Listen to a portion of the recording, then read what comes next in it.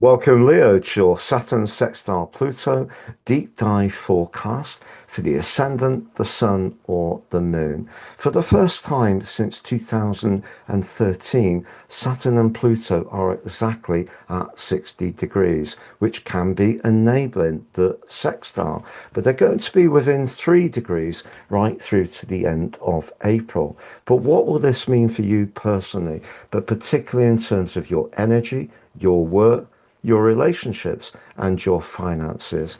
I'm astrologer Patrick Arundel. I'm going to unpack all of that for you. If you've yet to subscribe to the channel, please do so now to help it to continue to thrive. So going back to September 2013, Saturn in Scorpio was in that link with Pluto in Capricorn. But if we go back to 2020, the two were side by side in January, and that's when we had in Capricorn COVID. Fast forwards to now, Pluto being in Aquarius 4 times since November 2024, and Saturn returned to Aries in the middle of February. And from the end of February right through to now, they have been within 3 degrees. So it's an influence that's been building up for some while. In fact, when Saturn moved into Aries last year, through the 25th of May to the 1st of September, they were within touching distance of that exact sextile. But for you, Saturn, in terms of being very much to do with outcomes and consequences, is in its full in Aries, but it's in the part of your chart to do with knowledge and also to do with expansion, which is very anti Saturn. Saturn likes to resist, but it doesn't mean to say that you can't expand over the next couple of years of Saturn being in Aries, but the chances are you will have to really work at it. Now, the energy of Pluto, intriguingly, in Aquarius, the sign of the collective, but Pluto is very much a planet which collectively affects us all. Pluto can be about change and transformation. For you, it's about relationships. So I feel your relationships, really from last May right through to now, there probably has been some subtle but powerful changes going on. And one of the things that you're asked to do in a more express way through to the end of April is to understand that if any relationships are coming to a close, why that may be, or to improve any kind of relationship, what it is that you need to use the resilience and hard work and application of Saturn in the passionate fire sign of Aries, which is very much about new beginnings and initiation. So, as much as Saturn may resist that, you do have an opportunity to expand. So, through knowledge, you can improve all sorts of relationships. And it's possible that a very special relationship could shape up at this time. Now, the ruler of the sign of Aries is, of course, Mars. And Mercury, very much to do with communication, out of its retrograde in Pisces.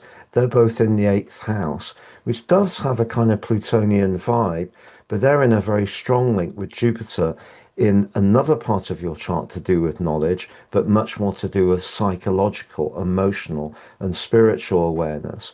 So I think this can be a time of great growth for you because being the most flamboyant sign of the zodiac, and sometimes when you hear that, particularly if you are a more reserved Leo, you may wonder if that archetype fits for everyone. Well, of course, it would depend if you have a lot of planets in Cancer or you're a more practical person with planets in Virgo. You may not feel that warmth as much as someone with a lot of energy in the sign of Leo. But Venus, the planet of relating, so very much an echo of that Pluto energy, is in a conjunction with Chiron.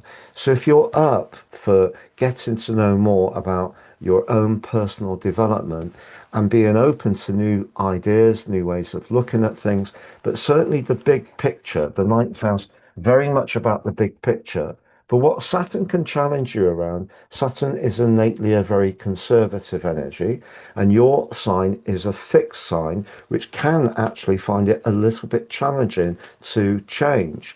Now, Uranus has been challenging you on that, particularly around your work, big time over the last 7 years. But I think relationships can unfold in a constructive way for you, but it's all being up for it. If you settle, what can happen is that Pluto can provoke events, which means that something will change whether you like it or not. And that could be around a business relationship.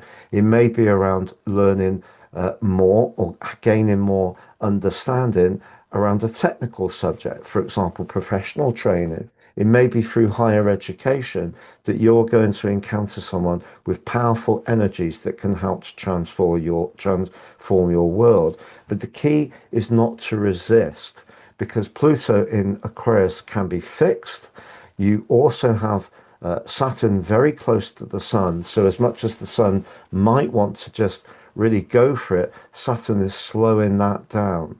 So I think for you, summarizing those four areas, as I shall do shortly, is going to be intriguing. But if you've yet to watch your deep dive forecast for April, that's on the screen now. If you'd like to sign up for your free daily written horoscope fired to your device each morning, please see the link below. Get your celestial pit stop. Like to work with me one-to-one, please see my testimonials below.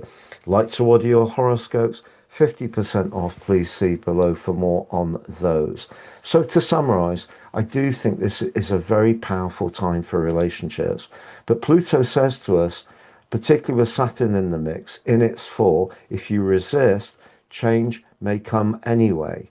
So the more open you can be to change, whether it's a change of perspective, understanding more by becoming more informed, whether it is a change around a business partnership, whether it's a change around how you relate to people who you have good relationships to.